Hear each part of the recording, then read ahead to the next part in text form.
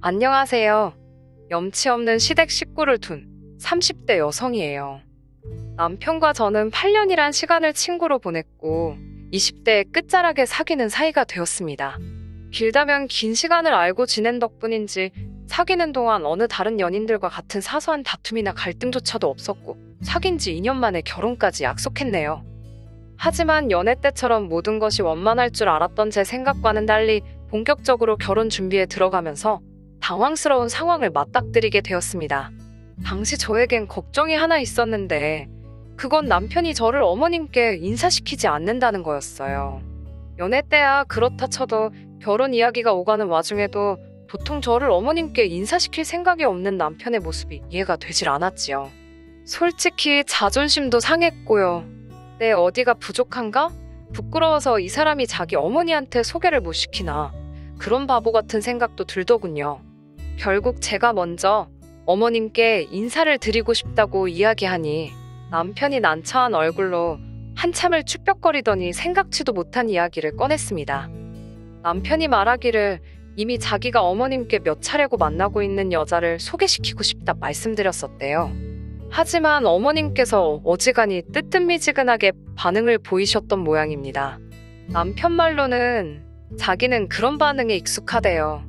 남편이 어렸을 때부터 어머님께선 큰아들, 그러니까 아주버님의 일이 아니면 크게 관심을 주지 않으셨다면서요.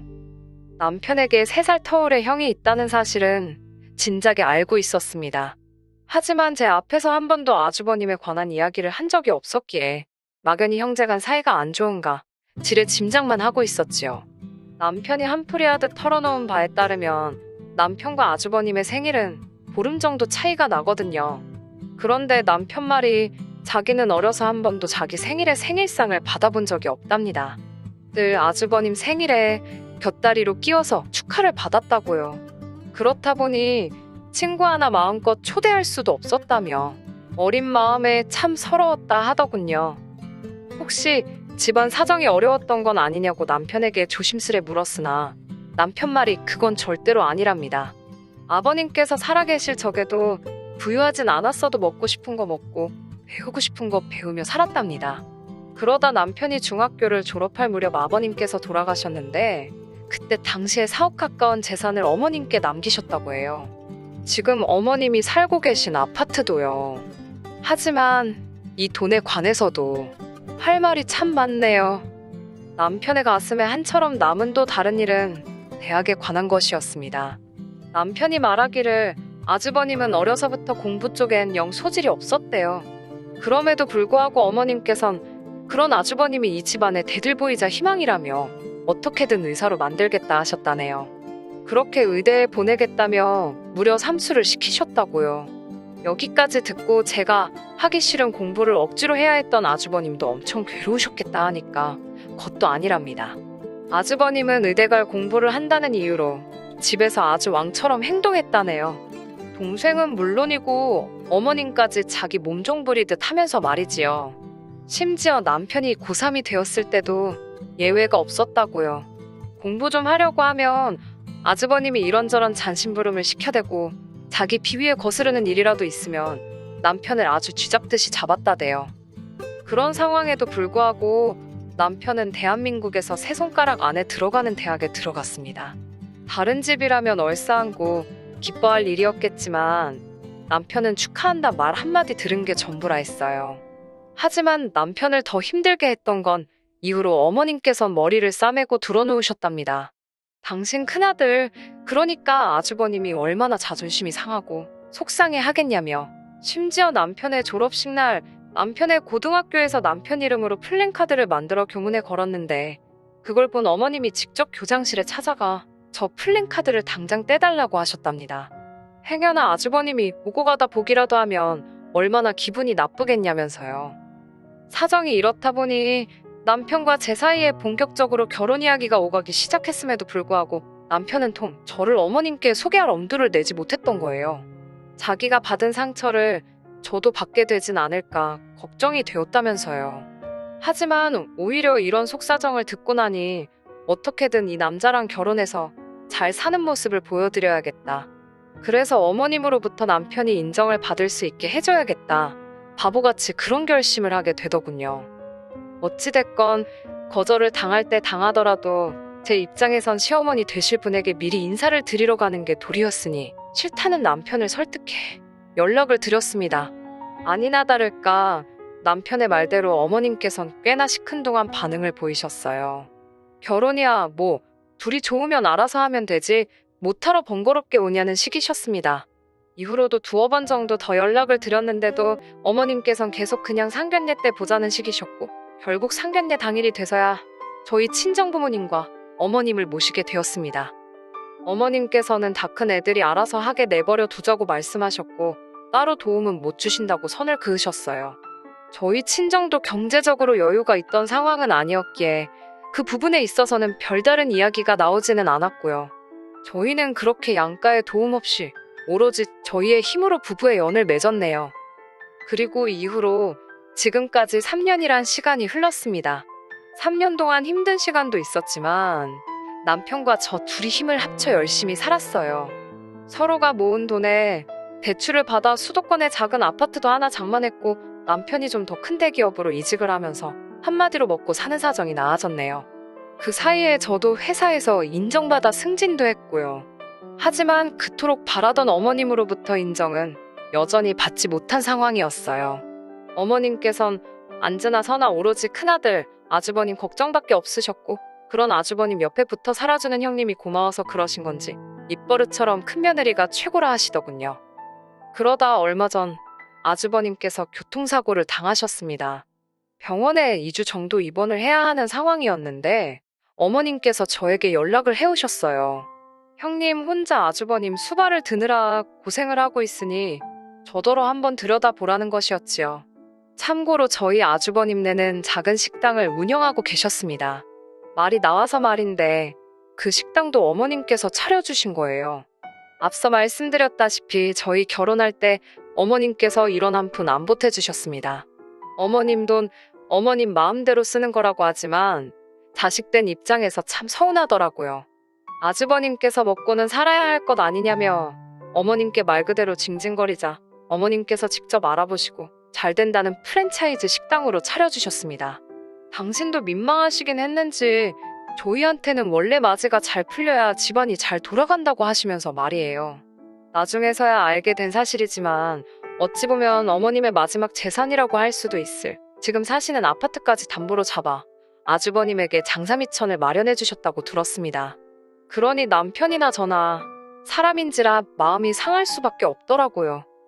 아무튼 그렇게 애틋한 아주버님이 병원에 누워 계시니 두 달이 멀쩡히 돌아다니는 작은아들 작은며느리가 못마땅하셨던 모양입니다. 하루는 남편에게 하루는 저에게 전화를 걸어 가서 네 아주버님 좀 들여다보라. 네 형님 좀 도와줘라. 뻔히 남편이나 저나 직장 생활하느라 정신없는 걸 아시면서 어찌 그런 말씀을 하시는지 기도 안 차더라고요. 그래도 아예 얼굴을 안 비쳤다간 오지게 욕이나 먹겠다 싶기도 했고 결국 며칠을 못 가보다가 주말이 되어서 찾아가게 되었습니다. 형님은 뭐 한다고 이제 왔냐며 입술이 대빨 나와 있었어요. 아주 죽어서 장례라도 치른다고 하면 그때 오지 그랬냐는 게 저희를 향한 형님의 첫 인사였고요. 어찌나 그 목소리에 원망이 가득한지 저도 모르게 죄송하다 할 뻔했네요. 저희가 병원에 도착하자 형님은 살았다는 듯이 간이용 침대에 걸터앉고는 저에게 이래라 저래라 심부름을 시키기 시작했습니다. 지하 매점에 가서 뭐 좀 사다 달라. 과일 좀 깎아달라. 여기 좀 치워달라 어째달라. 남편에게는 아주버님 발톱을 깎아달라고 하지를 않나. 저는 속으로 욕은 했지만 겉으로 차마티는 못 내고 울며 겨자 먹기로 하나씩 해드리고 있었는데 남편은 안 하고 버티더니 저더러 그만하랍니다. 그리고는 제 손목을 낚아채고는 집에 가자고 하더라고요. 형님에게는 저희가 지금 문병 왔지 무슨 일이라도 하러 온 줄 아냐고 한마디 쏴붙였고요. 그러자 형님이 눈을 동그랗게 뜨고는 저희 남편더러 너무한 거 아니냐입니다. 윗사람이 지금 이렇게 병원에 누워있으면 아랫사람이 와서 심부름 좀 할 수도 있는 거지. 뭘 그걸 가지고 소란이냐면서 그러면 제가 미움을 받는다나요. 그러자 남편도 참지 않고 형이 무슨 나라를 구하다가 다쳤냐고 술 먹고 시비 걸고 다니다가 차에 치인 걸 뭘 불쌍하게 여기라는 거냐며 받아쳤습니다. 그러자 병상에 누워있던 아주버님이 너 지금 뭐라고 했냐며 가만 안 두겠다고 막말을 쏟아내더군요. 남편은 그런 아주버님을 무시하고 절 데리고 병실을 빠져나왔어요. 생각지도 못한 남편의 반격이라고 해야 할까요? 아무튼 뒷일이 걱정되긴 했지만 기분이 나쁘지는 않더라고요. 그래도 남편한테 잘했다 할 수는 없는 노릇이었으니 어쩌려고 그러냐 물었습니다.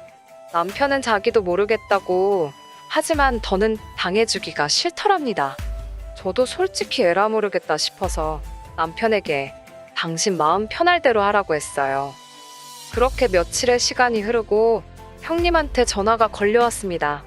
형님은 아무 일도 없었다는 듯이 아무렇지 않은 목소리로 저에게 잘 지내냐고 물으며 병원에 한번 와달라 하더군요. 아주버님한테 잡혀서 당신 볼 일은 하나도 못 보고 있다나요. 이때만 해도 평생 안 보고 살 사이가 될 거라곤 생각지 못했기 때문에 불쌍하기도 하고 괜히 측은한 마음이 들어 알겠다 했습니다. 그렇게 회사에 반차를 내고 병원에 갔어요. 그런 제가 형님 눈에는 호구로 보였나 봅니다. 형님께서 저한테 할 이야기가 있다고 하더니 아주버님 병원비 이야기를 꺼내셨어요. 저희더러 병원비를 내달라고 하시더라고요. 어이가 없어서 그게 무슨 소리냐고 물으려는 찰나에 분위기 파악도 못하고 이참에 어머님 용돈도 좀 올려드리랍니다. 어머님께 매달 50만 원씩. 그래도 남편이 자식된 도리 한답시고 보내드리자고 해서 보내드리고 있었는데 그건 또 어떻게 알았는지, 그리고 알았으면 안 거지 지가 뭔데 올려드리라 말아 하는 건지 짜증나고 황당하더라고요. 기가 막히고 코가 막혀서 말씀 잘하셨다고 병원비는커녕 어머님 드리는 용돈도 이제 그만 드려야 할 참이라고 그랬습니다. 저희도 먹고 사는 게 빠듯한 데다 이제 아이도 가져야 하는데 언제까지 어머님 뒷바라지 해드릴 수가 없다 했어요. 그러자 형님께서는 자식된 도리도 모르냐며 아무리 먹고 살기가 힘들어도 굶고 사냐고 것도 아닌데 무슨 용돈을 드리네 못 드리네 그런 소리를 하냐입니다. 꼭 참던 제가 어머님한테 몇 억을 가져가셔놓고 이제 와서 저희한테 자식돌이 운운하시는 거? 부끄럽지도 않으시냐 물었습니다. 받아다 쓸 때 이런 날이 올 줄 모르셨냐고요. 받아 쓴 자식이 효도도 하는 거 아니겠냐고 저희는 할만치 한 것 같다 했습니다. 그러자 형님이 한다는 소리가 그 재산 자기가 썼냐입니다. 자기 남편이 사업한다고 까먹은 거지 자기는 그 재산 구경도 못했다나요? 이건 뭐 말인지 방군지 말 같지도 않아서 상대해 주기도 싫더라고요. 저는 형님에게 이제 아주버님 일뿐만 아니라 어머님에 관해서도 손 떼겠다고 저희한테 연락하지 마시라 써붙이고 집으로 돌아왔습니다. 남편하고 상의도 없이 내지른 탓에 심장이 벌렁벌렁 하더라고요. 바로 남편에게 전화를 해서 제가 했던 말 그대로 전했습니다. 당신 입장은 미처 생각지도 못하고 너무 화가 나서 속에 있던 말을 그대로 퍼붓고 말았다 하니 남편이 잘했답니다. 저더러 너무 장하다고 잘했다며 그러면서 미안하답니다. 자기가 진작에 정리했어야 하는데 그러질 못했다면서 이제 마음 쓰지 말라고 하더라고요. 남편이 그래도 든든하게 제 편을 들어주니 마음이 한결 홀가분해지더라고요. 그리고 며칠 뒤 아주버님의 퇴원이 예정되어 있던 날이었습니다. 어머님께서 연락을 해오셨는데 받자마자 고함을 치시더라고요. 와서 빨리 병원비를 계산하라나요. 저는 제가 그걸 왜 하냐고 못한다 했습니다. 저희도 먹고 죽을래도 돈이 없다고요. 그러자 어머님께선 남편을 찾으셨습니다. 어차피 스피커폰으로 통화 중이었기 때문에 남편이 옆에서 말씀하시라고 짧게 한마디 하더라고요. 그러자 어머님께선 세상다정한 목소리로 갑자기 이게 다 무슨 사단이냐면서 고집 부리지 말고 와서 얼른 돈부터 좀 내라 하시는 겁니다. 왜 죄 없는 네 형하고 형수 골치 아프게 하냐고 그런 걸로 심술 부리지 말라셨어요. 그런 어머님께 남편이 전에 없던 냉정한 목소리로 쓸데없는 소리 하실 거면 전화 끊는다 하더니 진짜 전화를 툭 끊어버리는 게 아니겠어요. 전 조금 놀랐지만 아무런 말도 하지 않았습니다. 남편도 무슨 생각이 있으니 그랬겠지 싶어서 믿고 내버려뒀어요. 그리고 그날 늦은 밤 누군가 저희 집 현관을 미친 듯이 두들겼는데 딱 느낌이 오더라고요. 역시나 내다보니 아주버님 내외와 어머님이셨습니다. 이웃집에 미안해서 일단 현관을 열었습니다. 그러자 씩씩거리며 어머님과 아주버님이 앞장서 저희 집안에 들어오셨어요. 어느 정도 예상했던 상황이라 크게 당황스럽진 않았습니다. 솔직히 저희 둘이 이미 이런 상황이 생길 수도 있겠다 싶어서 여러 이야기를 나눈 후였거든요. 어떻게 보면 저희 부부야말로 단단히 준비가 되어 있었달까요? 어머님께서는 한참 동안 말없이 저희를 노려보시더니 요새 들어 이러는 이유가 뭐냐입니다. 그러자 남편이 형한테 그동안 총 얼마를 주셨냐 묻더라고요. 어머님께선 그런 남편에게 내가 주긴 뭘 줬냐고 하도 먹고 살기 힘들다 해서 집 밥벌이 하라고 가게 차려준 게 그렇게 꼬우냐고 오히려 저희를 속 좁은 사람 취급하시더군요. 남편도 지지 않고 어머님께 그러니까 그 먹고 살라고 챙긴 아들한테 효도 받으시라며 왜 해준 것 없는 아들한테 와서 이러시냐고 소리를 질러댔어요. 그러면서 아주버님께도 재산을 받을 때는 부양의 의무도 각오하고 있었을 거 아니냐며 어머님 모시고 나가라 했습니다. 그러자 형님께서 한숨을 내쉬더니 저를 보고는 그냥 병원비나 내주면 될 일을 이렇게 형제지간 싸우게 만드니까 좋냐입니다. 어머님이랑 형님이 쌍으로 저를 보며 여자 하나 잘못 들어와서 집안 꼴이 이게 뭐냐며 특히 형님께서는 저 때문에 착한 서방님이 아주 사람이 달라졌다며 자기가 다 속이 상한다고 어머님 앞에서 생쇼를 하더라니까요. 그때 아주버님께서 도저히 남편을 꺾을 수 없겠다 싶었는지 상욕을 하면서 자리에서 일어나셨습니다. 그러더니 악담이랍시고 나중에 너네 힘들어져도 당신들 절대로 찾지 말랍니다. 아이고 듣던 중 반가운 소리라 저도 모르게 웃음이 나오더라고요. 그런데 더 어이없는 건 그렇게 나가면서 어머님을 안 모시고 나가는 거예요. 제가 놀라서 어머님 얼른 따라 나가시라고 큰아들이 그냥 간다고 그랬는데 어머님께서는 오히려 저희 남편을 보며 내가 너를 어떻게 키웠는데로 시작하는 레파토리를 웃고 계셨습니다. 남편이 됐다고 그러면서 어머님을 모시고 밖으로 나갔더니 세상에 아주버님은 이미 형님하고 떠나고 안 계시더라니까요. 닥쳤던 개신세가 이런 건가 싶기도 하고 결국 남편이 어머님 댁에다 모셔다 드리고 왔습니다. 돌아온 남편에게 물으니 어머님께 형님한테 재산을 받아내시던 어떻게 하시던 2억을 만들어 달라고 했답니다. 제가 그런 말도 안 되는 소리를 하면 어쩌냐고 그러자 남편이 말하기를 어머님은 그런 마음 고생 좀 해보셔야 한답니다. 평생 자기가 겪은 서름에 비하면 아무것도 아니라면서요. 게다가 어머님께선 당신이 2억이 어디 있냐 하시면서 그러면 이참에 저희 집하고 살림을 합치자 그러시더래요. 당신 집 팔고 나오는 돈은 저희 다 갖고요. 하지만 저나 남편이나 그 집으로 대출받아 쓰신 것도 알고 여차하면 경매에 넘어갈 판인 것도 알고 있거든요. 남편이 어이가 없어서 그 돈도 그냥 형한테 주고 오래오래 그쪽이랑 행복하게 사시라 그랬다네요. 이후로 어떻게 되었냐면요. 일단 저랑 남편은 전에 없이 평화롭게 잘 지내고 있습니다. 어머님한테서 일주일에 한 번 정도 전화가 오긴 하는데 아예 무시할 순 없어서 받아들이고는 있어요. 받으면 뭐 앓는 소리, 죽는 소리 하시지요. 하도 그러니까 지난번엔 남편이 자꾸 이러면 전화번호도 바꾸고 아예 숨어버릴 거라고 소리를 치대요.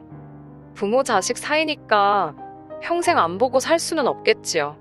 하지만 적어도 이제 제가 먼저 나서서 두 사람 사이를 어떻게 해줘야겠다라던가 한마디로 별 생각 안 하려고요.